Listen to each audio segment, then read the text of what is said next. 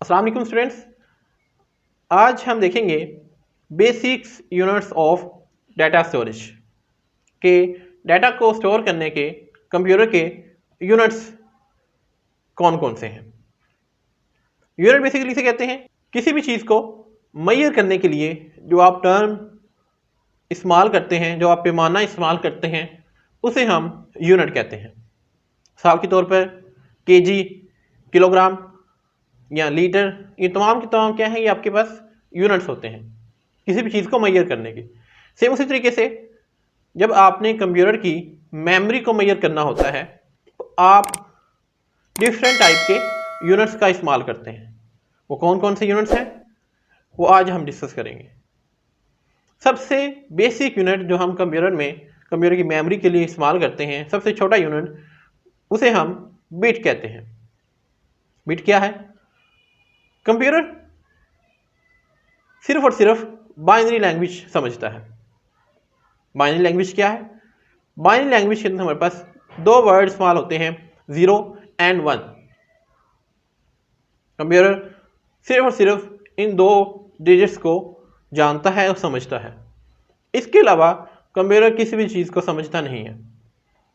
हम कोई भी इंस्ट्रक्शन कंप्यूटर को जो देते हैं वो इंस्ट्रक्शन पहले कन्वर्ट होती है 0-1 की फॉर्म में। मिसाल के तौर पर मैंने कंप्यूटर को कहा कि आप एक मूवी को प्ले करें। अब कंप्यूटर को नहीं समझ आएगी कि उसे क्या कहा गया है।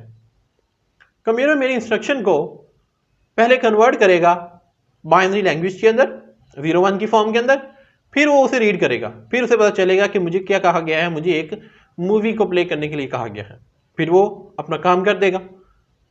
तो ये 0-1 की फॉर्म है, इसे हम बाइनरी फॉर्म कहते हैं और इसे किस में मेजर किया जाता है? बिट के अंदर मेजर किया जाता है।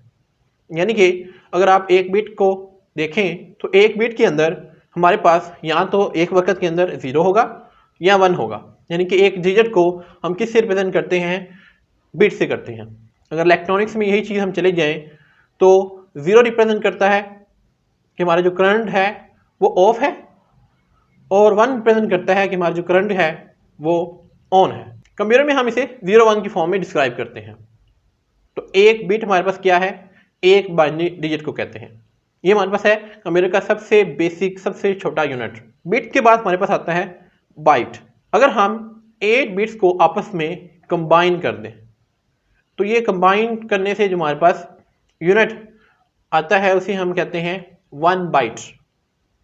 यानी कि a collection of 8 bits is called 1 byte.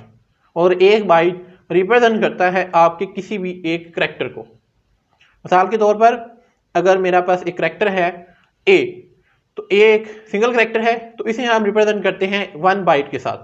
यानी कि जो आपका ए जब कंप्यूटर के अंदर ये जाएगा तो ये कंप्यूटर के अंदर कितनी मेमोरी लेगा? कंप्यूटर के अंदर ये 1 बाइट की मेमोरी लेगा। बाइट से हम ऊपर चलते हैं।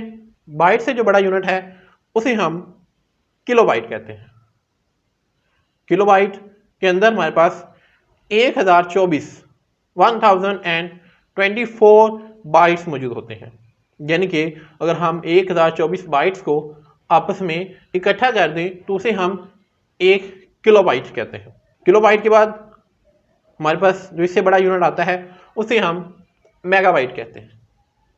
सेम उसी तरीके से अगर हम 1024 किलोबाइट्स को आपस में इकट्ठा कर दें, किसी एक बॉक्स में इकट्ठा कर दें, तो वो बॉक्स क्या कहलाएगा? ये हमारे पास एक है, 1 मेगाबाइट है। मेगाबाइट से बड़े यूनिट की तरफ चलते हैं। मेगाबाइट के बाद जो बड़ा यूनिट आता है उसे हम गीगाबाइट कहते हैं, जीबी, जो आमतौर पर हम ज़्यादा इस्तेमाल करते हैं। ये आपकी हार्ड 250 जीबी है, 500 जीबी है, 2 जीबी का मेमोरी कार्ड है, 8 जीबी का मेमोरी कार्ड है, 16 जीबी की यूएसबी है। ये जीबी वर्ड है, ये रिप्रेजेंट करता है गीगाबाइट को। और 1 गीगाबाइट के अंदर हमारे पास 1024 मेगाबाइट्स होते हैं।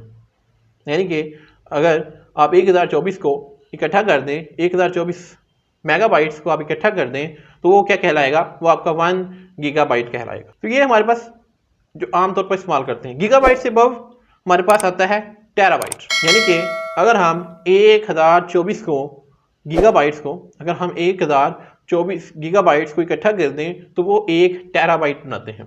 तो ये हमारे पास तमाम के तमाम जो यूनिट्स हैं मेमोरी की यूनिट्स हैं। टेराबाइट से आगे भी हमारे पास डिफरेंट, इससे भी हाई हमारे पास यूनिट्स मौजूद हैं, लेकिन वो वहाँ पर इस्तेमाल होते हैं जब हमारे पास बहुत ज़्यादा कोई बड़ा डाटा, किसी बड़ी ऑर्गेनाइजेशन का डाटा स्टोर करना हो, तो तब हम वो यूनिट्स इस्तेमाल करते हैं। जो यूनिट्स ज़्यादा इस्तेमाल किए जाते हैं वो 1 टेराबाइट तक ही इस्तेमाल किए जाते हैं। इसके अलावा कंप्यूटर मेमोरी के अंदर हम एक टर्म इस्तेमाल करते हैं वर्ड। इसे देखते हैं क्या होता है। वर्ड बेसिकली रिप्रेजेंट करता है कि आपका जो प्रोसेसर है वो एक वक्त के अंदर कितनी मेमोरी को प्रोसेस कर सकता है। मिसाल के तौर पर आप लोगों ने तो वर्ड सुने होंगे 32 बिट कंप्यूटर और 64 बिट कंप्यूटर। ये नाम शायद आप लोगों ने सुना हो। आप अगर अपने कंप्यूटर की प्रॉपर्टीज़ के अंदर चेक करें तो प्रॉपर्टीज़ के अंदर आपको दिखा गया होता है कि आपका कंप्यूटर 32 बिट है या आपका कंप्यूटर 64 बिट है। वो बेसिकली रिप्रेजेंट कर रहा होता है आपका जो कंप्यूटर के अंदर प्रोसेसर मौजूद है वो कितनी स्पीड से डाटा को प्रोसेस कर सकता है। 32 बिट का मतलब है कि वो एक वक्त के अंदर 32 बिट्स को प्रोसेस करता है।